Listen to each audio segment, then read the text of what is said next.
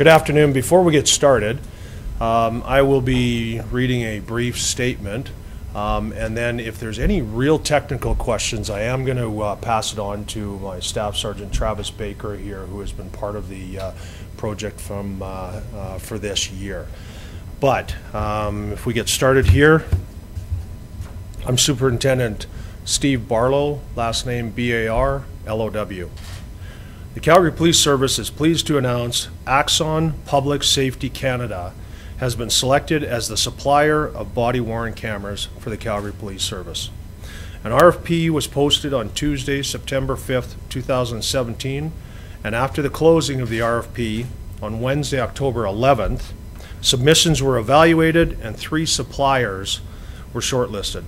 A hands-on testing phase of 3 months confirmed Axon was the best suited for our needs. We are now entering a 90-day proof of concept phase with an initial 100 cameras assigned to frontline officers by the end of this coming month. If deemed successful, the remaining 150 cameras will be deployed in November. All 250 cameras acquired through the RFP will be used by officers in District 1 downtown. CPS is committed to having all frontline officers equipped by the second quarter of 2019, which would result in a total of approximately 1,100 body-worn cameras. The use of the body-worn camera supports the ongoing efforts of the Calgary Police Service to create a safe, transparent, accountable, and innovative policing environment for the City of Calgary. I'll take your questions. This is the second time that you guys have tried to get body-worn cameras. So what made this process better than what happened last time in 2015-16? I can't get into the details of what had happened last time, but the cameras were not working at our satisfaction on a move-forward basis at that time. So what are the requirements that you were looking for, and what is it about these cameras that met that need? Well, getting out, like I say, without getting into the details of what took place with our old setup, because they weren't able to supply us with what we required, that's why we had to start an entire new RFP process.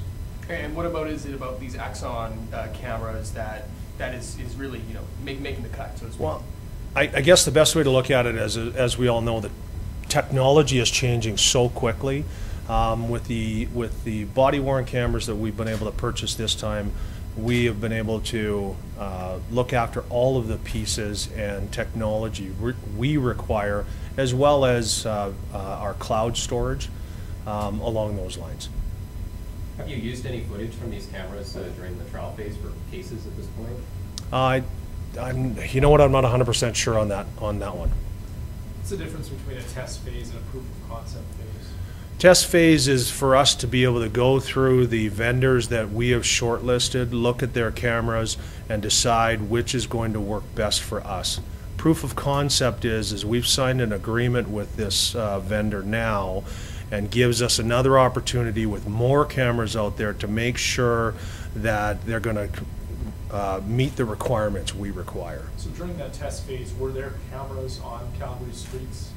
Yes, we've had cameras on the streets from at the beginning of the test phase. What's the reason of just putting these initial cameras for District 1? The setup for District 1, we wanted to be able to have one area where we could monitor them without being working in the entire city. It helps for training, and in District 1 we have so many officer violator contacts. We figured it'd be best place to start there. So then when you roll them out, so after the 250 at the end of November ideally, would it be everybody gets them at the same time, second quarter 2019? Our goal is to slowly roll them out, and not because we can't get another 850 cameras out all at once, so it'll just take time, that's all. With the total of the 1,100 to be rolled out by Q2 2019, frontline officers, is that going to include any members of the tactical team? It'll include our other uniform areas, like our gang suppression team will be part of it, and traffic, and I don't know if we're going into our support section right off the bat. Okay. Do you have any aims to put them on the K9 unit? Not right off the bat. What about on sort of maybe the more technical side, and maybe that'd be for yourself, Travis. As far as the the streaming or anything like that, I mean, are these real-time monitoring, or just have to look back after the fact? No, they're not real-time. As you can see from the phone, we can Bluetooth to the phone, so we can see live view off of the cameras. Once the video is recorded, we can watch it directly off of the camera. Because it's a cloud-based solution, once the camera is docked with the docking station, it'll be uploaded to the cloud. We've seen that the video uploads very, very quickly. Of course, it's going to depend on the load, as the superintendent said. One district we outfitted first, that will also give us a really good estimate, because they are the biggest district, on what our upload is going to look like. We're 100% confident that our data stream will be able to handle it, but we wanted to test it just to make sure. Sorry to do this. Can we ask you to answer the questions in front of the microphone? Sure. And I know you just explained it, but just so we can get the audio. Okay. Similar question to what he asked. Real-time monitoring, yes or no? Real-time real-time monitoring is no, as in the superintendent or I couldn't directly watch your camera if an officer is wearing it. However, it does stream to your phone. The officer can review their video and can see their camera live. Once they dock with the docking station, it will be uploaded to the cloud. It does upload very, very quickly, so they'll be able to view it either from their phone or from their desktop computer in the office once it uploads. Is that something you really look for, to be able to look at it while you're actually on duty? Well, the joy of being able to look at it on duty is that the officer can add comments to the video. So once they have their phone up and operational, it's attached to the camera. They can add tags to it. They can put in comments about what type of call it is. They can add things like arrest times and such into the video itself afterwards. And then when they upload it, it saves time back at the office because they can do it remotely right by the phone, and they don't have to take a trip back to the office to upload the video every time. What about functionality? So, when someone starts their shift, do they grab one of these, put it on? Do they have to turn it off on themselves? Can they turn it off at any point? Does it just keep rolling through the remainder of their shift? So these cameras have, one of the parts of the RFP was very specific in that we wanted to have a 30-second jump back, so the camera is running all the time. The officer has the option to turn it on. In policy, we've dictated that the officers will video all interactions with the public, whether it's talking to a witness or an offender or whatever they deal with. There's a pretty strict retention policy in place that governs how long we'll keep the videos for.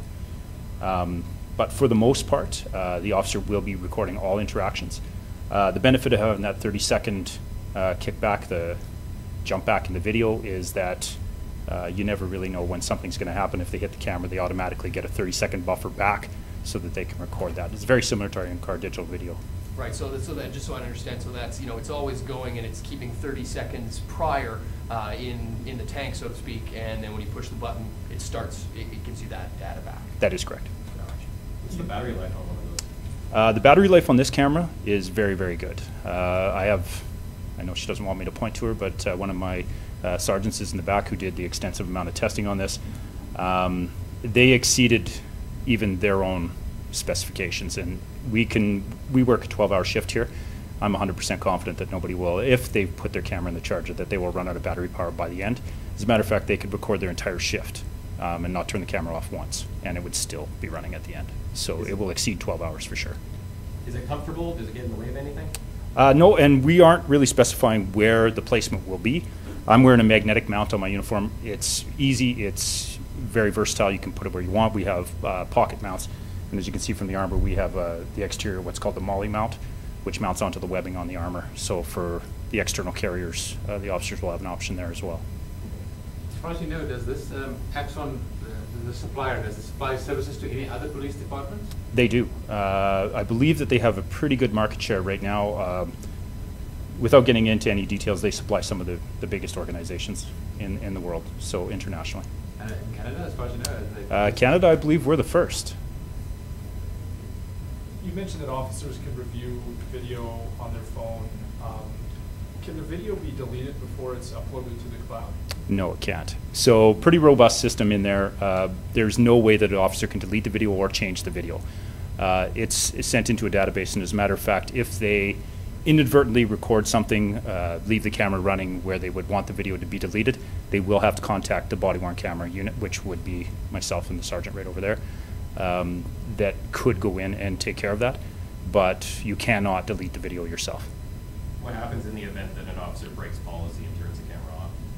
It's all in policy, and basically you would face, it would be jeopardy under the Police Act, 'cause it would be a breach of our CPS policy, much like any of the other breaches. So what will you guys be looking for in this proof of concept phase? What are some of the things you want to see done properly, or what would be some of the red flags that would go up? We would look for camera failures, lack of uploaded videos, any concerns with lost or damaged cameras, warranty issues, things like that. I can't say up to this point we haven't had any issues. Your name and spelling? Sorry? Name and spelling? Travis Baker, Travis, and the last name is Baker, Baker. Okay, and rank? Staff Sergeant.